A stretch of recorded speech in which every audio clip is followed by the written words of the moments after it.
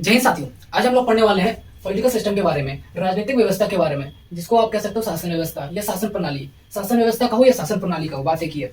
तो आज हम लोग पढ़ने वाले हैं राजनीतिक व्यवस्था या शासन प्रणाली के बारे में। तो देखो यहाँ हेडिंग लगाओ, शासन व्यवस्था या राजनीति, जो आपको लगाना हेडिंग लगाइए और इसको इस तरीके से दो अलग अलग पार्ट में बांटिए। राजनीतिक व्यवस्था को और शासन प्रणाली को दो अलग अलग पार्टों में बांटा गया। तो अब जो लिखना है, राजनीतिक व्यवस्था लिखना है या शासन प्रणाली लिखना है, आप पर हेडिंग लगाइए और इसको इस तरीके से दो पार्ट में बांटिए। पहले लिखिए इधर केंद्र व राज्य, इसको प्रांत कर लीजिए, ब्रैकेट में लिख लीजिए राज्य। केंद्र व प्रांतों के आधार पर राज्य बीच में लिख लीजिए।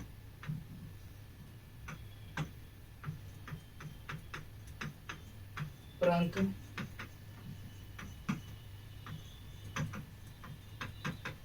के संबंध कार्यपालिका और विधायिका के संबंध के आधार पर विधायिका के संबंध के आधार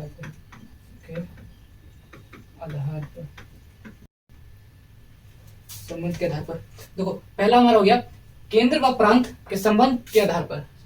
केंद्र व प्रांत के संबंध, इसको भी कर लिया, संबंध के आधार पर। तो देखो हम लोग को पढ़ना है राजनीतिक व्यवस्था के बारे में, शासन प्रणाली के बारे में। तो शासन प्रणाली को इस तरीके से दो अलग अलग पार्ट में बांट दीजिए, इस तरीके जैसे मैंने लिखा है इस तरीके से। तो पहला हो गया हमारा केंद्र व प्रांत। प्रांत को बोला जाता है राज्य, है ना, जो छोटे छोटे प्रांत है। जब भी हम लोग देखो पॉलिटी पढ़ेंगे तो वहां कहीं कहीं राज्य का मतलब होगा, देखो राज्य का मतलब होगा देश, है, राष्ट्र को संबोधित करेगा। लेकिन जब बात आती है स्टेट की, जैसे यूपी बिहार राज्य, तो उसको राज्य ना बोल के प्रांत कहा गया, उसे राज्य ना बोल के क्या कहा गया, प्रांत कहा गया। तो जब भी आप पॉलिटी पढ़ते हो, राज्य व्यवस्था पढ़ते हो, राजनीतिक विज्ञान पढ़ते हो, तो उसमें राज्य जो शब्द आता है, तो राज्य अगर सीधे तौर पर अगर राज्य लिखा हुआ है तो उसका मतलब हो जाता है देश या राष्ट्र। लेकिन जब राज्य के बारे में बताया जाता है कि राज्य के बारे में अगर चर्चा मिलता है तो उसे राज्य ना कहकर प्रांत कहा जाता है। इसलिए मैंने यहाँ लिखा केंद्र भाई, हमें चाहता तो राज्य लिख सकता था, लेकिन राज्य का संपूर्ण मतलब देश का बोध करवाता है, देश के बारे में बताता है। तो इसलिए मैंने लिखा केंद्र बोले तो जो सेंट्रल है ना, केंद्र व प्रांतों के आधार पर, प्रांतों के संबंध के आधार पर। दूसरा हो गया कार्यपालिका और विधायिका के संबंध के आधार पर। अब देखो केंद्र प्रांतों के संबंध के आधार पर कितने भागों में बांटा गया। देखो पहला हो जाएगा हमारा परिसंघ, पहला हो जाएगा परिसंघात्मक बोल लीजिए आप इसे, परिसंघात्मक।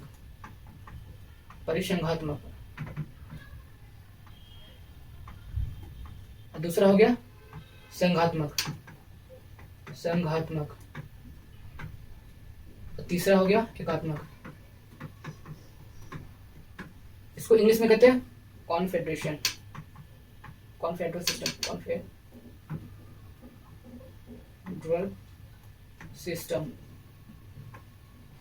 सिस्टम, इसको बोला जाता है फेडरल सिस्टम,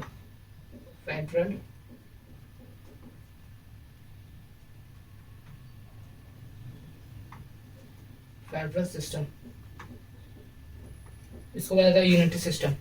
इसको मैं यहाँ लिख देता हूँ, इसको मैंने लिखा है यूनिटरी सिस्टम। अब इधर देखो, इसको दो अलग अलग भागों में बांटा गया। पहला हो जाएगा हमारा संसदीय कार्यपालिका, संसदीय प्रणाली। दूसरा हो जाएगा अध्यात्मक प्रणाली। तो देखो कुछ इस प्रकार से मैंने यहां पर लिखी, इसको पहले रफ कर लेते हैं। तो देखो आज का हमारा टॉपिक था पॉलिटिकल सिस्टम, जिसको हिंदी में बोला जाता है राजनीतिक व्यवस्था, अर्थात शासन प्रणाली कह लो या शासन व्यवस्था कह लो।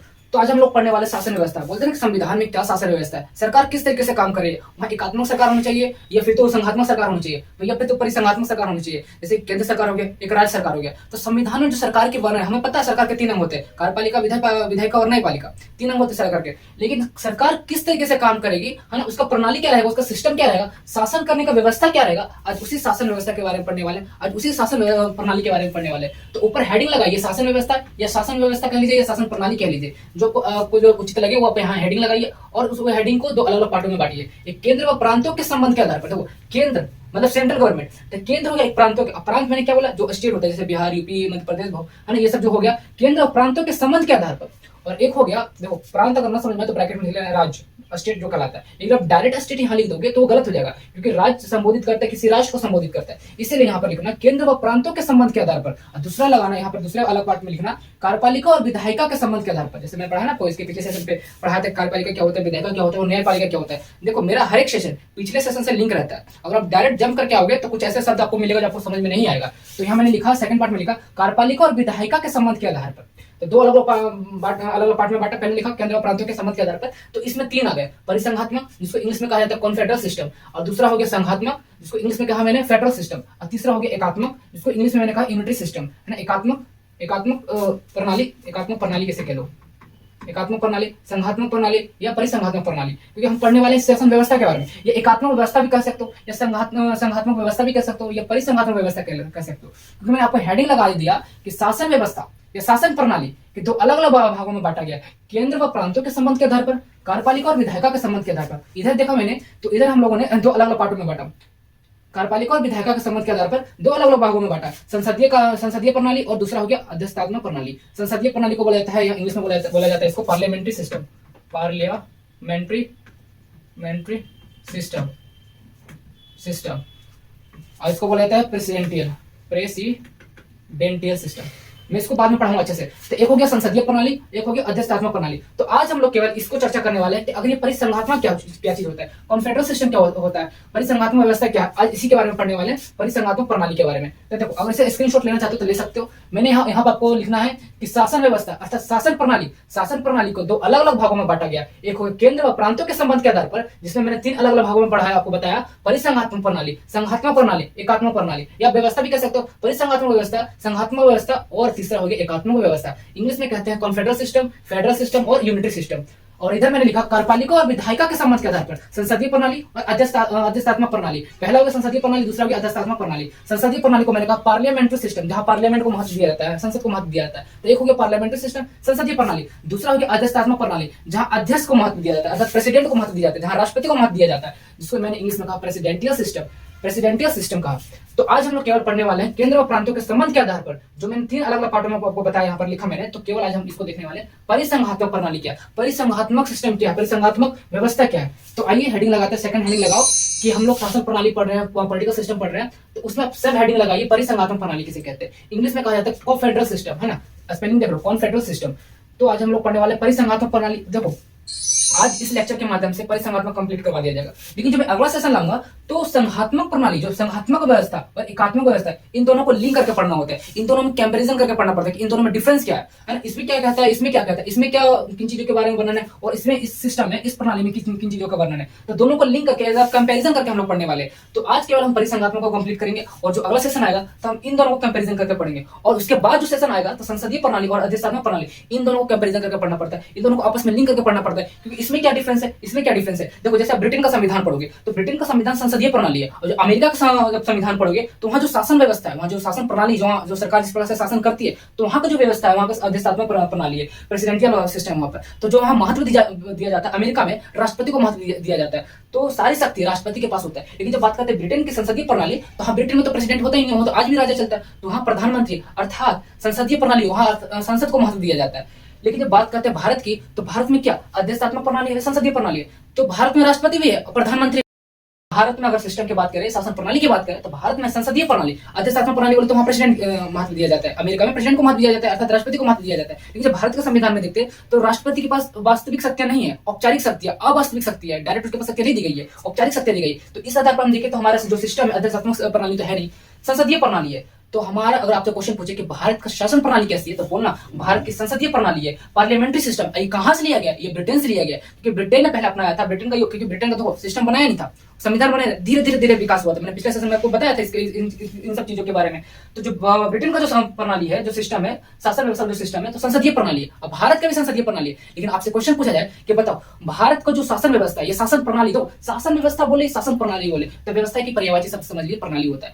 तो अगर पूछा जाए कि भारत का शासन व्यवस्था कैसा है, तो संसदीय प्रणाली कहां से लिया गया, ब्रिटेन से लिया गया है। लेकिन आपसे पूछा कि बताओ अमेरिका का क्या शासन प्रणाली, अधिष्ठात्मक प्रणाली है, ऐसा प्रेसिडेंशियल सिस्टम है। यहाँ तक क्लियर। लेकिन जब इधर बात करते हैं केंद्र व प्रांतों के संबंध के आधार पर, ये तो ये कार्यपालिका और विधायिका के संबंध के आधार पर, जब बात करते हैं केंद्र व प्रांतों के संबंध के आधार पर, तो तीन अलग अलग भागों में बांटा, परिसंघात्मक, संघात्मक और एकात्मक। इन दोनों को, इन तीनों को डेफिनेशन में बताता हूँ। तो परिसंघात्मक में क्या होता है, जो इसमें सारे जो स्टेट होते, स्टेट बोले तो प्रांत, स्टेट वो राष्ट्र की बात नहीं कर रहा, प्रांत, प्रांत बोले तो स्टेट। तो पॉलिटी पढ़ रहे तो प्रांत शब्द का यूज करना। प्रांत का मतलब होता है यूपी, बिहार, जैसे मध्य प्रदेश हो गया, हरियाणा, तो इस तमाम प्रकार के छोटे छोटे जो राज्य है ना, राज्य, तो इसको राज्य ना बोलकर प्रांत कहा गया। जब हम राज्य बोलते हैं तो संपूर्ण देश को बोध कराते हैं, राष्ट्र को बोध कराते हैं। तो आप प्रांत समझ आना कि मैं प्रांत किसके बारे में बोल रहा हूँ, स्टेट के बारे में बोल रहा हूँ, उस राज्य, बिहार, यूपी, मध्य प्रदेश होता है, इस राज्य के बारे में बोल रहा हूँ। तो यहाँ बोल रहा है कि कार्यपालिका विधायिका के आधार पर, जो मतलब कि जो सेंट्रल गवर्नमेंट होता है उसके आधार पर संसदीय प्रणाली और अधिष्ठात्मक प्रणाली जो सेंट्रल गवर्नमेंट है। लेकिन केंद्र और प्रांत है ना, सेंट्रल और स्टेट के बीच में जो संबंध बताता है शासन प्रणाली का, तो उसमें तीन अलग अलग भागों में बांटा गया, परिसंघात्मक, संघात्मक और एकात्मक सिस्टम। और इसका डेफिनेशन समझने की कोशिश कीजिए। परिसंघात्मक किसे कहते हैं, तो देखो जिसमें सभी राज्य, सभी प्रांत, राजनीतिक प्रांत, जिसमें सभी प्रांत उनके पास स्वतंत्रता होती है, उनके पास फ्रीडम होती है, वो अलग हो सकते हैं। और वो क्या करते हैं, सभी आपस में समझौते करके, है ना, समझौते करके, बातचीत करके, एक अपनी सोच समझ के, सूझबूझ के तहत राष्ट्र का निर्माण करते हैं। फॉर एग्जाम्पल जैसे कि एक स्टेट यहाँ, एक स्टेट यहाँ, एक स्टेट है, इसी प्रकार से बहुत स्टेट बिखरे हैं, लेकिन वो आपस में स्वतंत्र है, आपस में फ्रीडम है। वो लोग क्या करते हैं कि हम लोग छोटे छोटे स्टेट है, हम लोग छोटे छोटे प्रांत, अब ये क्या करते हैं कि आपस में मिल जाते हैं और आपस में मिल करके एक राष्ट्र का निर्माण करते हैं। अगर सब आपस में मिल जाओगे तो क्या कहते हैं, एकता में बल है। अगर ये सोचेगा कि मिलिट्री रखना, एयरफोर्स रखना, नेवी रखना, मिलिट्री रखना, अपना जो सैनिक सब कुछ, तो इसकी बस की बात नहीं है। सोचेगा अगर हम बहुत सारे राज्य मिलकर, बहुत सारे प्रांत मिलकर एक राष्ट्र का निर्माण कर लेंगे तो हमारे पास शक्ति आ जाएगी, एकता में बल आ जाएगा, तो हमारा देश है ना, हमारा राष्ट्र सुदृढ़ बन जाएगा, मजबूत बन जाएगा। कहते हैं ना एकता में बल है, तो इसी में बोला गया, इसमें सभी राज्य आपस में स्वतंत्रता होती है, आपस में फ्रीडम होती है, वो लोग आपस में फ्री होते हैं, अलग अलग होते हैं, तो आपस में समझौता करके एक राष्ट्र का निर्माण करते हैं। लेकिन राष्ट्र का निर्माण कर ले, देखो वो आपस में क्या स्वतंत्र, आपस में फ्रीडम है, उनके पास फ्रीडम है उनके पास, तो आपस में समझौता करके एक राष्ट्र बना लिए। लेकिन अगर वो चाहेंगे उस राष्ट्र से, अर्थात उस देश से वो अलग हो सकते। फॉर एग्जाम्पल जैसे छोटे छोटे जो मैंने आपको बताई स्टेट है, ये आपस में समझौता करके, एक बातचीत करके, एक अपना सोच समझ करके अपने एक राष्ट्र का निर्माण कर लिया, एक देश का निर्माण कर लिया। लेकिन कुछ ऐसा समस्या आती है तो आराम से, बहुत इजिली, आराम से वो देश से अलग हो सकते हैं, वो अपना देश, अपना अलग राज्य घोषित कर सकते हैं। कहीं मुझे इस राज्य में नहीं रहना, मुझे इस देश के साथ नहीं रहना। तो कहने का मतलब उसमें क्या होता है कि बहुत सारे अगर राज्य तो आपस में मिलकर एक राष्ट्र बना सकते हैं, और उनके मन किया कि हमसे अलग होना, तो बहुत आसान, कोई मतलब समझौते, उसमें समझौते कोई बात नहीं रहती, वो आराम तरीके, आसानी तरीके से वो अलग हो सकते हैं। तो इसमें क्या दिक्कत होता है, तो राष्ट्र में शामिल हो सकते हैं और राष्ट्र से अलग भी हो सकते हैं। तो ये समस्या देखने को मिलता है उसमें कि राष्ट्र में अगर अपना मन चाहा तो राष्ट्र में शामिल हो गए समझौते के बदौलत, और किसी एक छोटी मोटी समस्या भी होती है तो अगर चाहते हैं कि अलग होना तो अलग भी हो सकते हैं। तो ऐसी परिभाषा वर्णन है परिसंघात्मक कॉन्फेडरेट सिस्टम है।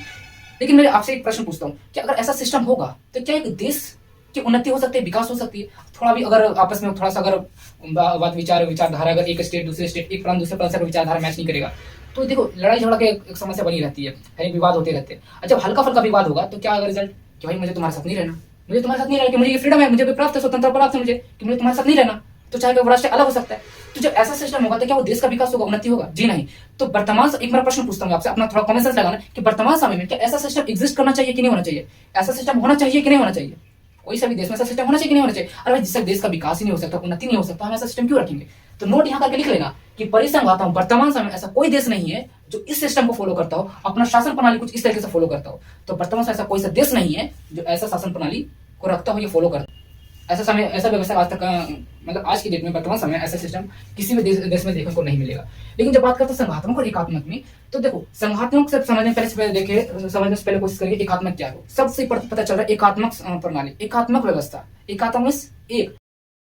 एकात्मक व्यवस्था, तो वहां से एक होने का समझ में आता है, अर्थात सारी शक्ति, उस देश की संपूर्ण शक्ति किसी एक व्यक्ति के पास होती है। अर्थात कहने का मतलब हो गया उस देश की, उस राष्ट्र की संपूर्ण शक्ति केंद्र सरकार के पास होती है। उसमें नहीं तो राज्य सरकार होती है, नहीं तो प्रांत सरकार होती है, नहीं तो वहां पर ग्राम पंचायत होता है, मेयर होता है, नहीं तो मुखिया होता है, नहीं तो राज्य सरकार मुख्यमंत्री होते हैं, नहीं तो राज्यपाल होता है। वहां केवल केंद्र सरकार होती है, केंद्र सरकार होती है। उसी को बोला जाता है एकात्मक प्रणाली, एकात्मक व्यवस्था। लेकिन ये कहां से, ये हाँ ये वर्तमान में एग्जिस्ट करती है, एकात्मक प्रणाली, एकात्मक व्यवस्था एग्जिस्ट करती है, लेकिन ये एग्जिस्ट नहीं करती। आज तक वर्तमान समय ऐसा कोई देश नहीं है जो इस सिस्टम को फॉलो करता हो या इस सिस्टम को अपनाया है। पास्ट में ऐसा सिस्टम था और वो था यूएसएसआर। हाँ, ये एक प्रकार से कॉन्फेडरल सिस्टम था। कॉन्फेडरल सिस्टम होने के वजह से यूएसएसआर तमाम अलग अलग देशों में विभाजित हुआ, तमाम अलग अलग देशों में, छोटे छोटे देश में टुकड़ा में विभाजित हुआ। तो उसी में से एक देश बना, उसका नाम है रूस, रसिया।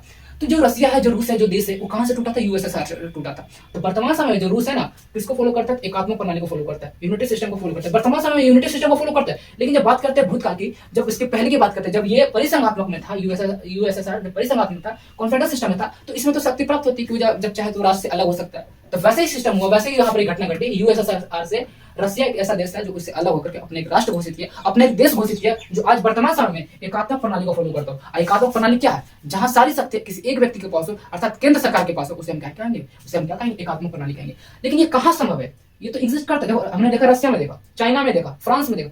तो ये देखो, रूस हो गया, चाइना हो गया और ये फ्रांस हो गया, तो ये जब तमाम देशों में एकात्मक प्रणाली को फॉलो करता है। चीन हो गया, चाइना हो गया, और सॉरी चीन चाइना एक ही है, चाइना हो गया, रसिया हो गया और जापान हो गया। तो तमाम देशों में एकात्मक प्रणाली को फॉलो करता है, वहां की शासन व्यवस्था एकात्मक प्रणाली। लेकिन ये कहां संभव है? हाँ, वर्तमान समय एग्जिस्ट करती है, बहुत सारे देशों में इस सिस्टम को अपना रखा, लेकिन ये कहां संभव पाता है? सोचो, कल्पना करो, एक छोटा सा देश है, एक छोटा सा देश है जिसको संभालने के लिए केवल एक सरकार है, अर्थात केंद्र सरकार है, और एक बहुत बड़ा देश है और उसको भी संभालने के लिए केवल एक सरकार है, केवल केंद्र सरकार है। केंद्र सरकार बोले तो एक ही सरकार है, सेंट्रल गवर्नमेंट एक ही सरकार है। तो किससे, कौन से देश को अच्छे से संचालन किया जा सकता है, जो आकार में, मतलब कि क्षेत्रफल में छोटा है, एक क्षेत्रफल में बड़ा है? आप समझ, एक उदाहरण के प्रक्रिया से समझने की कोशिश कीजिए। देखो यहाँ पे, जैसे कि एक क्षेत्रफल इतना बड़ा है, एक क्षेत्रफल इतना बड़ा, एक क्षेत्रफल इतना बड़ा, हाँ, एक क्षेत्रफल इतना बड़ा। यहाँ भी एकात्मक प्रणाली है, एकात्मक प्रणाली है, यहाँ भी एकात्मक प्रणाली है। और एकात्मक प्रणाली क्या कहता है? एक ही सरकार होगा। कौन सरकार होगा? एक ही सरकार होगा, मतलब सेंट्रल गवर्नमेंट। एक ही व्यक्ति के पास देश की संपूर्ण शक्ति किसी एक ही व्यक्ति के पास होगा, अर्थात केंद्र सरकार के पास होगा। लेकिन एक का क्षेत्रफल बहुत बड़ा है, बहुत ज्यादा पॉपुलेशन है, बहुत बड़ा क्षेत्र है उसका एरिया, हर एक का छोटा क्षेत्र है। तो कहाँ ये प्रणाली संभव हो पाएगा कि अच्छे से विकास हो सके, अच्छे से वो सिस्टम लागू हो सके, वो सरकार अच्छे से नीतियां बना सके, कानून बना सके? तो जहां क्षेत्रफल कम रहेगा, अर्थात कहने का मतलब जिस परिवार में देखो 4 सदस्य रहते हैं या 5 सदस्य रहते हैं, मतलब जनरली 4 से 5 सदस्य रहते हैं, तो अगर वहां पर अगर एक ही व्यक्ति, अगर इनकम का स्रोत है एक ही व्यक्ति के पास है, एक ही व्यक्ति अगर कमाने वाला है, तो लगभग ठीक ठाक तरीके से वो परिवार आराम से चल सकता है। लेकिन जब बात करते हैं कि एक ऐसा परिवार है जिसमें 10-15 मेंबर उसमें रहते हैं और कमाने वाला सिर्फ एक ही व्यक्ति है, तो किसका परिवार का उन्नति होगा, किस परिवार का विकास होगा? जिसमें जनसंख्या कम है। तो बताओ, इनका ज्यादा विकास होगा या इनका ज्यादा विकास होगा? जिनके परिवार मेंबर 5 मेंबर है और एक ऐसे परिवार है जिसमें 10 से 15 मेंबर है, तो जिसकी जनसंख्या कम होगी और कमाने वाला सिर्फ, दोनों में तो एक ही व्यक्ति है, तो जिनकी जनसंख्या कम होगी, अर्थात उनका जो दायरा है ना, उनकी जो शक्तियां का दायरा है, जिनका दायरा कम होगा, अर्थात मेंबर कम होंगे, पॉपुलेशन कम होंगे, उनका ज्यादा विकास होगा। उसी प्रकार से एकात्मक प्रणाली सिस्टम कहाँ ये लागू हो सकती है? एकात्मक प्रणाली सिस्टम जो कहती है, वहां केवल एक ही सरकार होगा, एक ही गवर्नमेंट होगा, जो केंद्र स्तर पर होगा। तो कहने का मतलब, ये कहां प्रणाली सिस्टम अवेलेबल होगी, ये कहां ये बढ़िया तरीके से काम कर पाएगी? तो जिनका क्षेत्रफल कम होगा, जिनका क्षेत्रफल कम होगा, जनसंख्या कम होगी, जनसंख्या कम होगी। लेकिन अगर जैसे इसके विपरीत देखते, जिसकी जनसंख्या ज्यादा होती है, जिनकी जनसंख्या ज्यादा होगी, जनसंख्या ज्यादा होगी, पॉपुलेशन ज्यादा होगा और क्षेत्रफल बड़ा होगा। जब क्षेत्रफल बड़ा होगा तो जनसंख्या अमूमन ज्यादा ही होगा।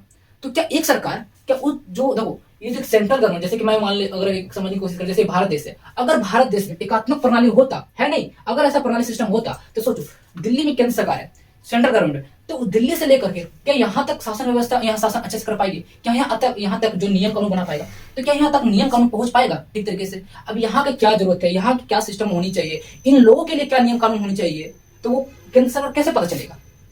तो कहने का मतलब हो गया कि एकात्मक प्रणाली, एकात्मक सिस्टम वही लागू होगा जिनका क्षेत्रफल कम होगा, जनसंख्या कम होगा। लेकिन जब भारत की जब दृष्टि देखे तो भारत में केवल एक ऐसा राज्य है, उत्तर प्रदेश। उत्तर प्रदेश की जनसंख्या इतनी ज्यादा है जो बहुत सारे देशों से ज्यादा जनसंख्या है। समझ रहे बात को? उत्तर प्रदेश देश नहीं, एक राज्य, एक प्रांत है, और उस प्रांत की जनसंख्या इतनी ज्यादा है जो बहुत सारे देश से जनसंख्या ज्यादा है। आ रही बात समझ? कनाडा की जनसंख्या, कनाडा की जनसंख्या से ज्यादा उत्तर प्रदेश की जनसंख्या है। बताओ, एक देश है, केवल इधर राज्य है। तो क्या इस आधार पर हम कल्पना कर नहीं सकते हैं कि जिसकी जनसंख्या ज्यादा हो, क्षेत्रफल ज्यादा हो, वहां एकात्मक प्रणाली सिस्टम है ना लागू हो सके, ऐसी व्यवस्था वहां लागू हो सके? लेकिन जब बात करते हैं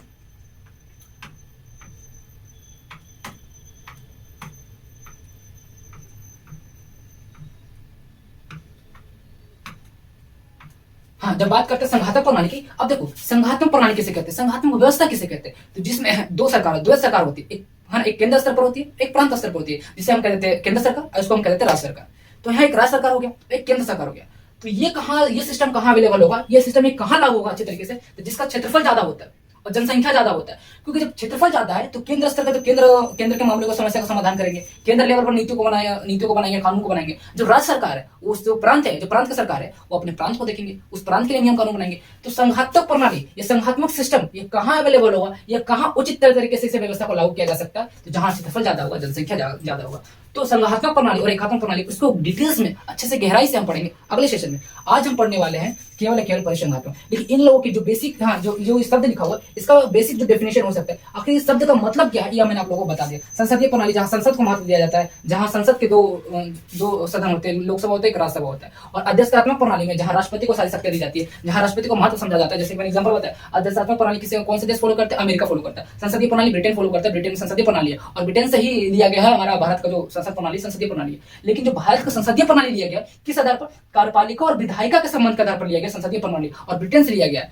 लेकिन जब बात करते हैं केंद्र और प्रांतों के, यहाँ देखो अंशुल हट गया, केंद्र और प्रांतों के संबंध के आधार पर अगर बोला जाए तो हमारा देश कौन सा हो? अब कल्पना करो, परिसंघात्मक वर्तमान समय तो कहीं एग्जिस्ट ही नहीं करते, है ही नहीं, तो परिसंघात्मक तो हट गया। भारत का संविधान इसको सिस्टम को फॉलो तो नहीं करेगा, इस व्यवस्था को फॉलो नहीं करेगा। जब एकात्मक की बात करते हैं तो एकात्मक तो भारत हो ही नहीं सकता, क्योंकि भारत में कुछ ऐसे राज्य है जिनकी जनसंख्या बहुत सारे देशों से ज्यादा जनसंख्या है और क्षेत्रफल तो है ही ज्यादा, तो इस आधार पर एकात्मक तो होगा नहीं। लेकिन क्या है, हमारा देश संघात्मक है, लेकिन प्योर संघात्मक नहीं है। मैं आगे पढ़ाऊंगा, संघात्मक भी है और कुछ अर्धसंघात्मक, कुछ लोग अर्धसंघात्मक भी कहते हैं। तो इन दोनों में क्या डाउट है? भारत का संविधान संघात्मक है या अर्धसंघात्मक है ना? फेडरल सिस्टम है या क्वाजी फेडरल सिस्टम है? किस सिस्टम के तहत भारत का शासन प्रणाली काम करता है? तो कहीं कहीं पर हम देखेंगे भारत का संविधान एकात्मक भी है और संघात्मक भी है, अर्थात केंद्र सरकार भी कानून बनाती है, राज्य सरकार बनाती है, और कहीं कहीं पर जैसे इमरजेंसी घटना घट जाती है ना, जैसे कि कोई बाह्य आक्रमण हो जाता है, जैसे कि हमारे पड़ोसी देश चाइना हो गया, पाकिस्तान हो गया, जब ये लोग आक्रमण कर देते हैं तो आक्रमण वैसे कंडीशन पे इमरजेंसी समय माना जाता है, इमरजेंसी टाइम माना जाता है, आपातकाल का समय आ जाता है। तो आपातकाल जैसे देश में घोषित किया जाता है राष्ट्रपति महोदय के द्वारा, तो वैसे कंडीशन में सारी शक्तियां राष्ट्रपति के पास पहुंच जाती है, सारी शक्तियां।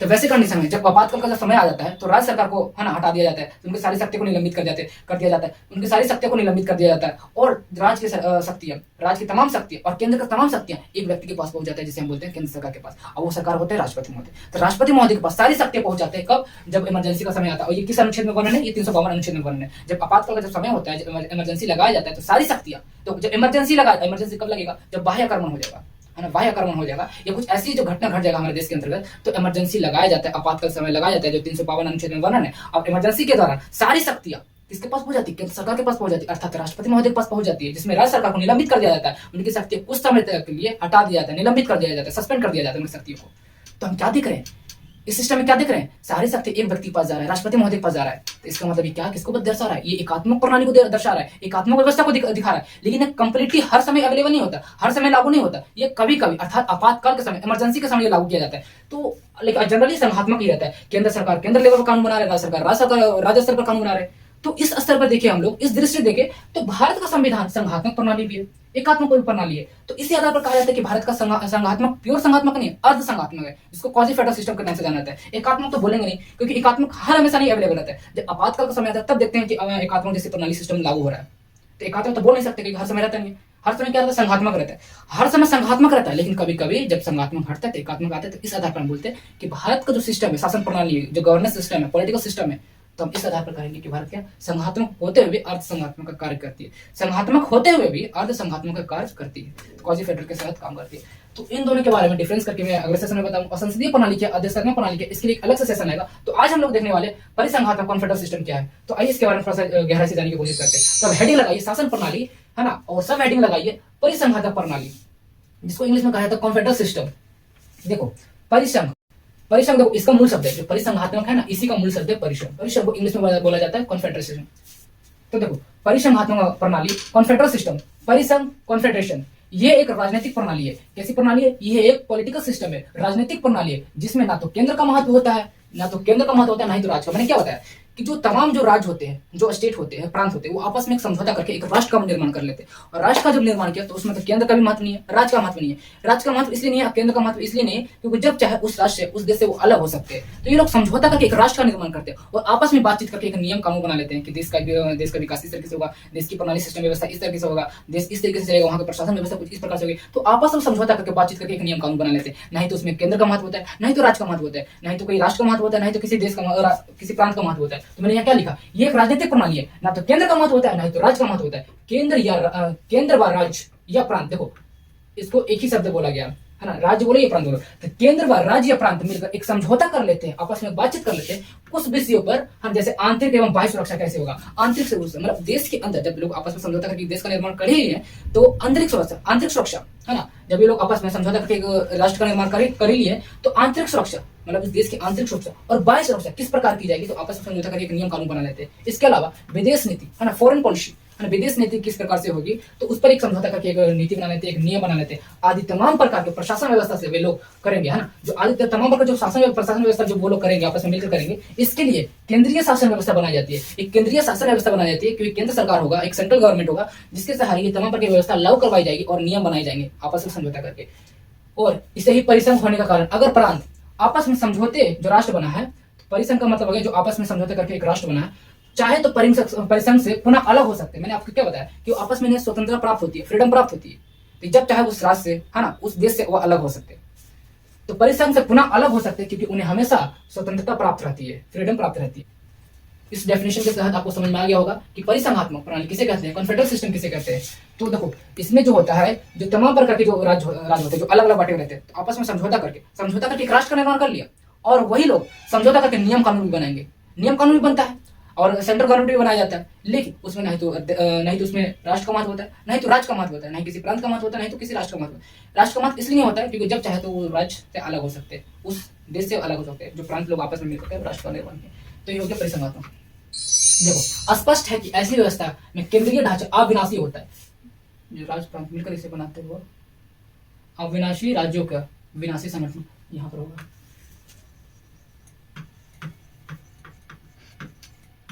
देखो स्पष्ट है कि ऐसी व्यवस्था में केंद्रीय ढांचा जो केंद्रीय सरकार का निर्माण किया है ना, सेंट्रल गवर्नमेंट का निर्माण किया है, वो विनाशी होता है। विनाशी इसलिए होता है कि देखो आपस में समझौता करके नियम कानून, वहां संविधान नहीं है, आपस में समझौता करके बातचीत करके एक नियम कानून बनाया गया। अब उस नियम कानून कौन मानेगा कौन फॉलो नहीं करेगा वो प्रांत के ऊपर निर्भर करता है। अब जो प्रांत कहेगा मुझे इस नियम से कोई मतलब नहीं, मुझे ये नियम कानून पसंद नहीं है, तो क्या उस देश से अलग हो गया, तो क्या है, विनाशी तो है, वो विनाश करने वाला तो सिद्धांत बना रहा है, वहां कोई संविधान ही नहीं, आपस में समझौता करके बातचीत करके नियम कानून बना लिया। तो आपस में लोग समझौता करके नियम कानून बनाते हैं, तो जिन्हें पसंद नहीं आता वो क्या मुझे भी पसंद नहीं है, मुझे ये कानून सिस्टम पसंद नहीं है, तो वो क्या कहता है, वो प्रांत वो राज्य क्या होता है, उस देश से उस राष्ट्र से अलग हो जाते हैं। इसीलिए कहा गया कि स्पष्ट है कि ऐसी व्यवस्था में केंद्रीय ढांचा अर्थात केंद्रीय सरकार विनाशी होता है, मतलब वो विनाश करने योग्य होता है, विनाश कर सकता है, तो विनाशी होता है। किंतु जो राज्य प्रांत से मिलकर बनाते हैं वो अविनाशी होते हैं, मतलब उनके पास स्वतंत्रता होती है, उनके पास फ्रीडम होती है। अगर कोई खराब कानून बनता है, उनके अनुकूल कानून नहीं बनाया जाता है, उनके पास फ्रीडम है, उनके पास स्वतंत्रता है, तुम इस कानून को नहीं झेल सकते, तुम चुपचाप आराम से अलग हो जाओ, क्योंकि वो फ्रीडम उनको प्राप्त है, उनको उसके पास शक्ति है कि उस देश से वो अलग हो सकते हैं। और एक ऐसा देश होता है, देखो नियम कानून कैसा भी बने, तुम्हें हर हाल में इसको फॉलो करना है, हर हाल में इसमें रहना है, तो वो नियम कानून बना दे लेकिन उसको फॉलो करना है, वो बोला जाता है अविनाशी राज्य। उसे क्या बोलते हैं, अविनाशी। तो लेकिन इसमें बोला गया केंद्रीय ढांचा वो विनाशी होता है, जो राष्ट्र का निर्माण किया गया, जो देश का निर्माण किया गया वो अविनाशी सॉरी वो विनाशी होता है, देश विनाशी होता है। वो इसलिए होता है कि उसका विनाश किया जा सकता है, मतलब उस देश को तोड़ा जा सकता है। जब सब लोग प्रांत अलग हो सकते हैं, उनके पास शक्तियां प्राप्त है। भाई कोई अगर समझौते करके एक राष्ट्र का निर्माण कर लिया, एक देश का निर्माण कर लिया और वो चाहेंगे उस देश से अलग हो सकते हैं, तो जब देश से अलग हो जाएंगे तो देश का क्या होगा, विनाशी तो होगा। इसलिए कहा केंद्रीय ढांचा विनाशी होता है, लेकिन किंतु जो राज्य या प्रांत मिलकर इसे बनाते हैं वो अविनाशी होता है, उनका विनाश नहीं होता है। उनका विनाश होता ही नहीं, कि उनका विनाश इसलिए नहीं होता कि अगर कोई उनके अनुसार कानून नहीं बना, उनके अनुकूल कानून नहीं बना, तो वो चुपचाप आराम से अलग हो सकते, तो उनका विनाश नहीं हुआ। अविनाशी मतलब विनाश नहीं हुआ, तो राज्य का विनाश नहीं होता, लेकिन राज्य बोले तो प्रांत का विनाश नहीं होता, जो आपस में समझौते करके जो बने हैं, जो राष्ट्र बना है, तो उनका विनाश नहीं होता। लेकिन जो राष्ट्र उनका विनाश किया जा सकता है, मतलब देश को तोड़ा जा सकता है, लेकिन राष्ट्र टूटेगा भाई, तो उन लोगों ने खुद समझौता करके उन्हें राष्ट्र का निर्माण किया। तो राज्य अविनाशी होते हैं, प्रांत अविनाशी होते हैं, लेकिन देश विनाशी होता है। कब, जब परिसंघात्मक व्यवस्था की जब बात आती है, तो परिसंघात्मक व्यवस्था में केंद्रीय सरकार अर्थात केंद्रीय ढांचा विनाशी होता है, देश को विनाश किया जा सकता है, किंतु जो राज्य प्रांत मिलकर इसे बनाते हैं वो अविनाशी होता है, उनका विनाश नहीं होता है। इसलिए इन्हें अविनाशी राज्यों का अर्थात अविनाशी राज्यों का विनाशी संगठन कहा गया है। देखो इस बात को याद रखना, ये स्टेटमेंट को अपने दिल में बैठा लो, अपने दिमाग में बैठा लो। ये कभी भी पूछ सकते हैं कि बताओ, अगर आपसे ये पूछ लिया जाए कि जो ये स्टेटमेंट लिखा गया, जो ये वाक्य लिखा गया है, बताओ ये किस व्यवस्था में ये फॉलो करता है, किस व्यवस्था में ये आता है, तो आपसे पूछा जाएगा परिसंघात्मक में आता है, संघात्मक में आता है कि एकात्मक में आता है, या फिर तो संसदीय प्रणाली में आता है, किस सिस्टम में आता है, जिसे बोला जाता है कि अविनाशी राज्यों का विनाशी संगठन बोलते हैं। यहाँ देश को बता रहा है, तो जो अविनाशी राज्य है, अविनाशी प्रांत है, जिसका कभी विनाश नहीं किया जाता, लेकिन विनाशी संगठन है, विनाशी देश है, देश को उस संगठन को जो समझौते करके जो संगठन बनाया गया, जो देश बनाया गया, उसका विनाश किया जा सकता है। यह स्टेटमेंट किस प्रणाली में बना है, किस व्यवस्था, किस शासन व्यवस्था में बना है, परिसंघात्मक, संघात्मक या फिर तो एकात्मक, या इनमें से कोई नहीं, चार ऑप्शन है, बताइए।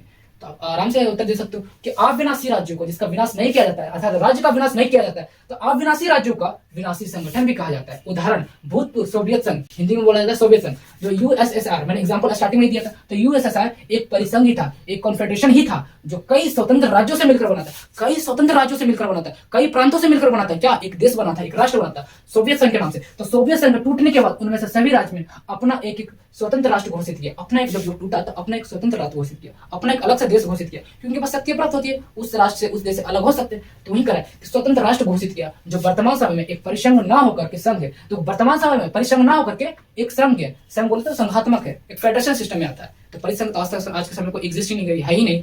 तो और पूछा क्या भूतकाल में, क्या पास्ट समय में, क्या ऐसा कोई देश था जो परिसंघ को फॉलो करता? हाँ, यूएसएसआर क्या था, एक कॉन्फेडरेशन ही था, परिसंघ ही था। लेकिन जब यूएसएसआर से जितने भी देश टूटे, यूएसएसआर जितने भी देश टूटे, तो आज के डेट में क्या है, फेडरेशन में आते हैं, संघ में आते हैं। संघ बोले तो जो कभी भी उसमें देश शामिल, उसमें राज्य शामिल हो सकते हैं। संघ सिस्टम ऐसा होता है, संघ शासन प्रणाली ऐसा होता है जिसमें क्या होता है, उसमें देश, उसमें राज्य शामिल हो सकते हैं, लेकिन चाह करके भी अलग नहीं हो सकते। मैं आपको इंडिया का एग्जाम्पल देता हूँ, है ना, एक एग्जाम्पल देता हूँ। सिक्किम, है ना, सिक्किम एक विदेशी राज्य था, विदेशी रास्ता। हमारा देश क्या किस सिस्टम को फॉलो करता है, फेडरेशन को फॉलो करता है, अर्थात कोई भी विदेशी राष्ट्र शामिल हो सकता है, लेकिन लाख कोशिश कर लो उस देश से अलग नहीं किया जा सकता है, अलग नहीं हो सकते। तो जो सिक्किम था विदेशी राज्य, भारत में शामिल कर लिया गया। मैं पढ़ाऊंगा, जो अनुच्छेद 2 पढ़ाऊंगा, इसके बारे में काफी गहराई से पढ़ाऊंगा, किस संशोधन के तहत शामिल किया गया, है ना, और किस संशोधन के तहत उसे पूर्ण राज्य का दर्जा दिया गया, मैं पढ़ाऊंगा अनुच्छेद 2 में। तो सिक्किम विदेशी राज्य था, इसको भारत में शामिल कर लिया गया। तो किस सिस्टम के तहत हुआ था, संघ, फेडरेशन सिस्टम के तहत हुआ था, कि हमारा देश किसको फॉलो करता है, किस शासन प्रणाली को फॉलो करता है, फेडरेशन सिस्टम को, अर्थात संघात्मक को फॉलो करता है। इंग्लिश और हिंदी दोनों मीनिंग याद कर लेना, कहीं कभी कभी इंग्लिश पूछा जाता है ना, उसी को जो है ना लिख दिया जाता है। तो जैसे कि फेडरेशन सिस्टम है, संघ लिखा, फेडरेशन सिस्टम, फेडरेशन, इस तरीके से पूछा जाता है।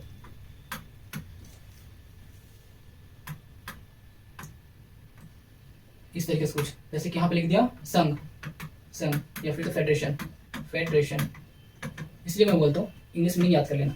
तो कहाँ पर थे हम लोग, यहाँ पे। तो परिसंघ ना होकर संघ। तो भारत किस सिस्टम के तहत, किस प्रणाली के तहत सिक्किम विदेशी राज्य को मिलेगा, फेडरेशन सिस्टम के तहत। अब बताओ, मैं आपसे प्रश्न पूछता हूँ, क्या सिक्किम भारत से अलग हो सकता है? जी नहीं, क्योंकि किसे फॉलो करता है हमारा सिस्टम, क्या संघात्मक प्रणाली। और संघात्मक प्रणाली में ये विशेषता है, उसकी ये खास बात है कि विदेशी राज्य को शामिल किया जा सकता है, लेकिन उसे कभी भी अलग नहीं किया जा सकता। लेकिन जब बात करते हैं कॉन्फेडरेशन सिस्टम की, परिसंघात्मक प्रणाली की जो बात करते हैं, उसमें विदेशी राज्य शामिल, मतलब आपस में समझौते करके राष्ट्र का निर्माण कर सकते हैं, लेकिन वो चाहेंगे कि उससे अलग होना तो बहुत आराम तरीके से बहुत एक नॉर्मल प्रोसेस है, वो अलग हो सकते हैं रास्ते। तो यही हो गया। तो लेकिन वर्तमान समय में कोई भी ऐसा देश नहीं है जो परिसंघ को फॉलो करता हो। अब देखते हैं इसी प्रकार संयुक्त राज्य अमेरिका, है ना, यूएसए, है ना, संयुक्त राज्य अमेरिका का गठन हुआ था, वो भी एक कॉन्फेडरेशन था, वो भी एक परिसंघ था। अमेरिका भी अपने भूतकाल के समय में, अपने जो अतीत है, वो भी एक कॉन्फेडरेशन सिस्टम में आता था, वो भी परिसंघ प्रणाली में आता था। लेकिन वर्तमान समय में बात करें तो वो क्या है, देखो, परिसंघ के रूप में ही विकसित हुआ था। किंतु आगे चल के अमेरिका सर्वोच्च न्यायालय ने राज्यों को अलग होने का अधिकार समाप्त कर दिया। मतलब वहां की जो न्यायपालिका है, राज्यों को अर्थात प्रांतों को अलग होने का अधिकार समाप्त कर दिया गया, अर्थात परिसंघ से बदलकर, अमेरिका का परिसंघ से बदलकर संघ बना दिया गया। क्या बना दिया? कॉन्फेडरेशन सिस्टम में बदल करके फेडरेशन सिस्टम में बदल दिया, अर्थात परिसंघ प्रणाली से बदल करके परिसंघात्मक व्यवस्था से बदल करके संघात्मक व्यवस्था में बदल दिया। ये न्यायपालिका अपने राज्यों को अलग होने का अधिकार समाप्त कर दिया। किसने समाप्त किया? सर्वोच्च न्यायालय, जो सुप्रीम कोर्ट है, सुप्रीम कोर्ट का जो आदेश है कि राज्यों को अलग होने का अधिकार समाप्त किया जाता है। अब अमेरिका को परिसंघ ना होकर के संघ बना दिया गया। अब मैं आपसे पूछूंगा, आपसे एग्जाम्पल पूछिए कि बताइए, क्या ऐसा कोई देश है जो अतीत समय में, है ना, अपने इतिहास के समय में परिसंघ को एक फॉलो करता है, उसका जो शासन प्रणाली परिसंघ था, है ना, कॉन्फेडरेशन सिस्टम में था? जी हाँ, यूएसए, अमेरिका एक ऐसा देश था जिसका इतिहास अर्थात कॉन्फेडरेशन सिस्टम था। लेकिन जब बात करते हैं यूएसएसआर की, तो यूएसएसआर भी एक देश था, एक राष्ट्र था जो पहले परिसंघात्मक फॉलो करता था, कॉन्फेडरेशन सिस्टम को फॉलो करता था। लेकिन जब उससे जब देश टूटे, है ना, जिसमें से एक रशिया, एक, है ना, एक रूस भी एक देश का निर्माण हुआ, तो वो आज की डेट में किसको फॉलो करता है? आज की डेट में रूस फेडरेशन सिस्टम को नहीं फॉलो करता। रूस यूएसएसआर से अलग हुआ था, यूएसएसआर से रूस अलग हुआ था, रशिया अलग हुआ था, लेकिन ये फेडरेशन सिस्टम को नहीं फॉलो करता, ये संघ को फॉलो नहीं करता, ये फॉलो करता है एकात्मक शासन प्रणाली को फॉलो करता है। वहां कैसे सिस्टम है? वहां एकात्मक सिस्टम, एकात्मक प्रणाली है, जिसको इंग्लिश में कहते हैं यूनिटी सिस्टम। आई थिंक यह समझ में आ गया होगा। ये याद रखना, इस स्टेटमेंट को आप हाईलाइट करके लिख लेना कि अविनाशी राज्यों का, राज्य का विनाश नहीं किया जा सकता, वो जब चाहे अलग हो सकते हैं, लेकिन विनाशी संगठन, अविनाशी राज्यों का विनाशी संगठन। आगे देखो, परिसंघ शासन प्रणाली की विशेषता। इनमें राज्यों या प्रांतों का अत्यधिक महत्व होता है। देखो, इनमें राज्यों या प्रांतों का अत्यधिक महत्व होता है कि देखो परिसंघ में कौन लोग देश का निर्माण करते हैं, छोटे छोटे प्रांत होते हैं, वो आपस में समझौते करके ना बनाए हैं देश, तो किसका महत्व होगा, जो देश का निर्माण किए उन्हीं का तो महत्व होगा। तो यहाँ क्या कह रहा है, इनमें राज्यों या प्रांतों का अत्यधिक महत्व होता है क्योंकि केंद्रीय शासन राज्यों की सहमति समझौते के फलस्वरूप ही संभव हो पाता है। देखो, अगर वो लोग जो राज्य जो प्रांत है अलग, उन लोगों के अगर समझौते है ना, समझौते होंगे और उनकी जो सहमति होगी, समझौते और सहमति के सहारे ही कोई एक नियम को बनता है, कोई एक कानून बनता है, तभी एक राष्ट्र का निर्माण होता है। और वो लोग सहमति नहीं देंगे है ना, समझौते ही नहीं कर पाएंगे आपस में, तो क्या बताओ कि राष्ट्र का निर्माण हो पाएगा? बिल्कुल नहीं हो पाएगा। इसलिए कहा गया कि उनमें राष्ट्र का महत्व ना होकर के बल्कि राज्यों या प्रांतों का अत्यधिक महत्व होता है। किसमें? परिसंघात्मक में, कॉन्फेडरेशन सिस्टम, इंग्लिश में बोला जाता है कॉन्फेडरेशन सिस्टम, कॉन्फेडरेशन सिस्टम में, परिसंघात्मक में। अब देखो दूसरी लाइन देखते हैं, परिसंघ में राज्य और केंद्र के मध्य शक्तियों का दायित्व का वितरण स्पष्ट रूप से होता है क्योंकि इसी आधार पर राज्य और केंद्र के मध्य समझौता संभव हो पाता है। देखो ये क्या कह रहा है कि परिसंघ में जो कॉन्फेडरेशन सिस्टम रहता है, परिसंघ में राज्य और केंद्र के बीच में जो प्रांत हो गए, राज्य और केंद्र के बीच में शक्तियों और दायित्वों का, जो उनकी शक्ति है, जो पावर है, उनका जो कर्तव्य, जो ड्यूटी है, उनको स्पष्ट रूप से बताता है। केंद्र सरकार की ये शक्ति होगी और राज्य सरकार की ये शक्ति होगी, मतलब शक्तियों के बारे में बताता है, उनके दायित्वों के बारे में बताता है। इसी आधार पर, हाँ, इसी आधार पर राज्य और केंद्र के मध्य में समझौता संभव हो पाता है।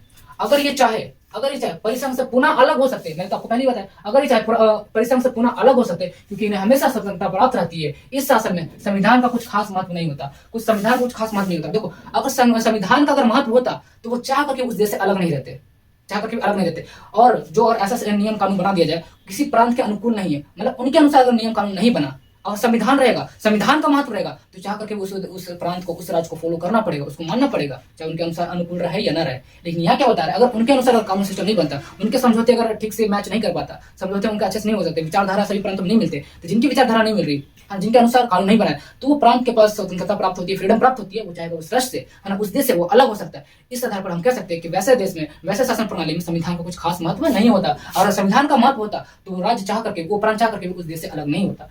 तो क्या यहाँ पर कह रहा है, इस शासन को संविधान कुछ खास महत्व नहीं होता क्योंकि ये लोग आपसी सहमति के समझौता कर लेते हैं कि शासन करने की शक्ति किसके पास होगी, शासन करने की शक्ति किसके पास होगी। वर्तमान समय में परिसंघ शासन प्रणाली अस्तित्व में नहीं है, एग्जिस्ट ही नहीं करती, कहीं है ही नहीं ऐसा सिस्टम। अब बताओ, ऐसा सिस्टम होगा जब मरी, जब प्रांत अलग हो रहा है, जब मरी, जब दूसरा प्रांत शामिल हो रहा है, भाई ये राज्य मिल गया, वो राज्य मिल गया, अब इसका मूड बदला, क्या सिस्टम ये ठीक नहीं लग रहा मुझे, ये देश मुझे पसंद नहीं, चलते उसके पास, तो यहाँ से मतलब देश का विकास ही नहीं हो सकता, वहाँ पॉलिटिकल सिस्टम स्टेबिलिटी नहीं रह सकती है, शासन प्रणाली स्थिर ही नहीं रह सकती है, नहीं तो उसका विकास हो सकता है। तो वर्तमान समय में कॉन्फेडरेशन सिस्टम एग्जिस्ट ही नहीं करती, है ही नहीं, अस्तित्व में नहीं है, संघात्मक है और एकात्मक है।